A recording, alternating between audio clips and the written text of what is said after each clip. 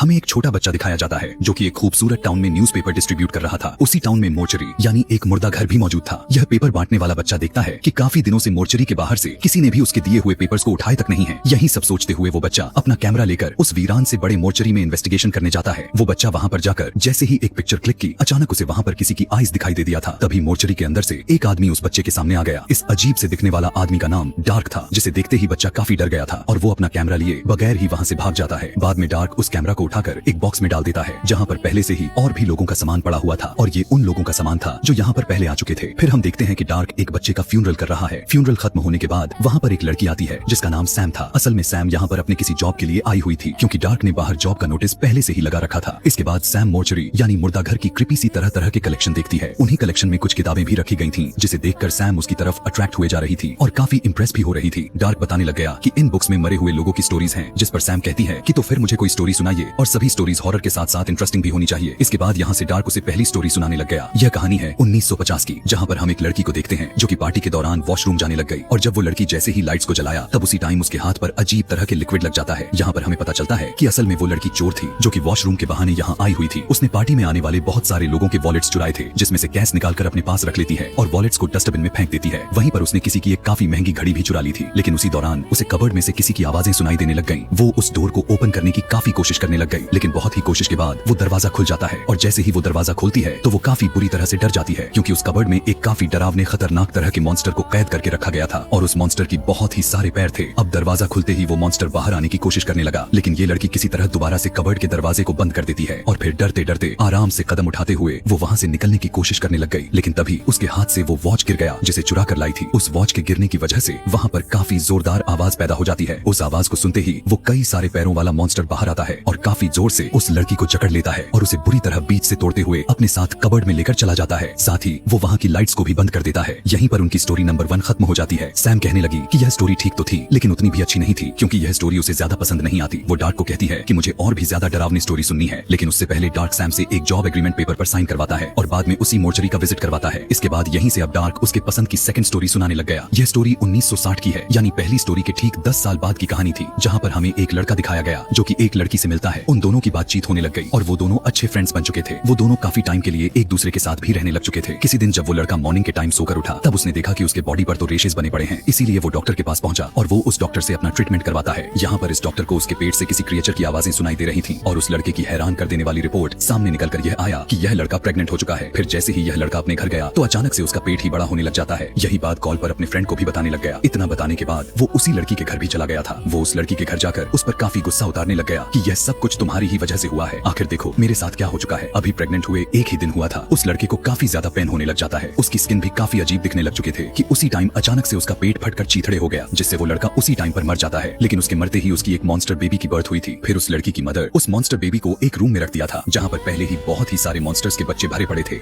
Dark की सुनाई गई यह वाली स्टोरी काफी अच्छी और काफी इंटरेस्टिंग लगी थी क्योंकि यह कहानी डरावनी के साथ साथ काफी सस्पेंस से भरा पड़ा था। फिर डार्क सैम को एक बेसमेंट में लेकर चला गया जहाँ पर वो सैम को एक लड़की की डेड बॉडी दिखाया और उसी लड़की की स्टोरी सैम को सुनाने लग गया। और यह वाली स्टोरी साल 1970 की है, यानी यह भी पिछले स्टोरी के ठीक 10 साल बाद की कहानी है, जहाँ पर हम एक कपल को देखते हैं जो हस्बैंड वाइफ अपने मैरिड लाइफ में काफी खुश दिखाई दे रहे थे। उनमें से जो हस्बैंड था वो अपने वाइफ से बहुत ही ज्यादा प्यार करता था, लेकिन शादी के फौरन ही बाद वो लड़की मेंटली डिसेबल हो चुकी थी। उस लेडी का हस्बैंड अपने वाइफ को पूरी तरह से ठीक करने के लिए जी जान लगा देता है, उसका काफी ख्याल रखा करता था, लेकिन उसकी तबीयत में जरा सा भी प्रभाव नहीं पड़ रहा था। इसी को लेकर अब उसका हस्बैंड काफी दुखी होने लग चुका था और काफी टेंशन लेने लग चुका था। फिर वो एक रात अपने वाइफ को ठीक करने के लिए उसके साथ कैंडल लाइट डिनर करता है, लेकिन उस आदमी की वाइफ ना तो कुछ बोल रही थी और ना ही कुछ खा पी रही थी, यहाँ तक कि उसने मूव करना छोड़ दिया था। उसकी हालत को देखते हुए वो अपने वाइफ को एक अजीब तरह के स्टेच्यू गिफ्ट करता है। साथ ही वो खाने में अपनी मेडिसिन का ओवरडोज दे देता है क्योंकि ऐसा करने के लिए उसे डॉक्टर ने ही कहा हुआ था। वजह यह था कि वो उसके वाइफ को दर्द भरी इस बोरिंग सी जिंदगी से आजादी देना चाहते थे। अब उस लेडी का हस्बैंड इस तरह के काम करना तो नहीं चाहता था, लेकिन फिर ना चाहते हुए भी इसे ऐसा करना पड़ गया। लेकिन ठीक उसी टाइम पर उस लेडी का हाथ मूव करने लग जाता है और वो अपने हस्बैंड का हाथ पकड़ लेती है। अपने धर्म पत्नी को मूव करता हुआ देखकर उसका हस्बैंड उसे वॉमिटिंग कराने लग गया क्योंकि ओवरडोज की वजह से उसकी मौत हो सकती थी। लेकिन तभी उसकी वाइफ का सर टेबल से लगा और सामने जो स्टैच्यू उसने रखा था वो उसके सर में ही घुस जाता है और उसकी मौत हो जाती है। यह देखकर उस लेडी का हस्बैंड जल्दी से डॉक्टर को कॉल करता है और डॉक्टर को सारी बात बता देता है। उसके मूव करने से लेकर उसके मरने तक की बात बता दिया। डॉक्टर कहने लगा कि अपनी वाइफ की डेड बॉडी का जल्दी से कुछ करो, यानी उसे कहीं पर दफन कर दो या कहीं फेंक दो। डॉक्टर की बात मानकर उस लेडी का हस्बैंड ठीक ऐसा ही करने लगा। वो अपनी वाइफ की डेड बॉडी को एक बॉक्स में डाल देता है, लेकिन बॉक्स छोटा होने की वजह से उस लेडी के पैर अंदर नहीं आ रहे थे। अब जब ऐसा नहीं हो पा रहा था तो ये आदमी अपनी पत्नी का दोनों पैर को काट कर अलग कर दिया और कटे हुए पैरों को बॉक्स में डालकर लिफ्ट के जरिए वहाँ से लेकर जाने लगा। लेकिन तभी अचानक से लिफ्ट बंद पड़ जाती है। अब उस आदमी के साथ जो होने वाला था वो हमारे सोच से परे था। उस बॉक्स से बहुत सारा खून बाहर आने लगा, जिससे लिफ्ट पूरे खून से ही भर जाती है। इस बात की वजह से उस लेडी का हस्बैंड काफी डर जाता है और वहाँ से बाहर निकलने के लिए लिफ्ट के डोर को ओपन करने की लाख कोशिश करने लगा। ठीक उसी टाइम पर वहाँ पर उनकी नेबर भी आ जाती है और वो उस आदमी की मदद करने लग गई। उसे लिफ्ट से बाहर निकालने के लिए पुलिस को कॉल कर देती है, लेकिन तभी अचानक से लिफ्ट चल पड़ती है और सीधा नीचे की तरफ जाने लग गई। तभी वो आदमी बाहर देखने लगा और उसे अपने वाइफ के साथ गुजारे गए सारे पल याद आने लगते हैं। और तभी अचानक से बॉक्स ओपन हो जाता है, जिसमें से उस लेडी का भूत निकल कर बाहर आ गया और उस लेडी का भूत अपने हस्बैंड के पास जाता है। लेकिन यहाँ पर हम यह जान पाते हैं कि यह सब कुछ इस आदमी की इमेजिनेशंस थी। यहाँ पर ऐसा कुछ भी नहीं हो रहा था, क्योंकि काफी डिप्रेशन की वजह से उस आदमी का मेंटल बैलेंस खराब हो चुका था। लिफ्ट के बाहर पुलिस भी पहुंच चुकी थी और पुलिस को डेड बॉडी वाला बॉक्स भी मिल जाता है और इस आदमी को पकड़कर मेंटल असाइलम में भेज दिया जाता है। सैम को यह स्टोरी भी काफी अच्छी लगती है। सैम डार्क से कहने लग गई कि आपकी सारी स्टोरीज काफी अच्छी और काफी इंटरेस्टिंग है, और सबसे अच्छी बात तो यह है कि सारी कहानी में बहुत अच्छा मोरल भी मौजूद है, और वो यह था कि जो भी किसी के साथ बुरा करता है उसका अंजाम भी काफी बुरा ही होता है। इसके बाद डार्क सैम को सीधा बेसमेंट में लेकर जाता है और यहाँ पर सैम डार्क के सामने खुद को इस तरह से रिवील करती है। उसे कहने लग गई कि मैं यहाँ पर किसी जॉब के लिए नहीं आई हुई थी, बल्कि यहाँ कॉफीन में रखे गए उस बच्चे के लिए आई हूँ जिसकी अभी कुछ दिन पहले ही डेथ हुई थी। वो बताती है कि इस बच्चे की मौत की रिस्पॉन्सिबल मैं खुद हूँ।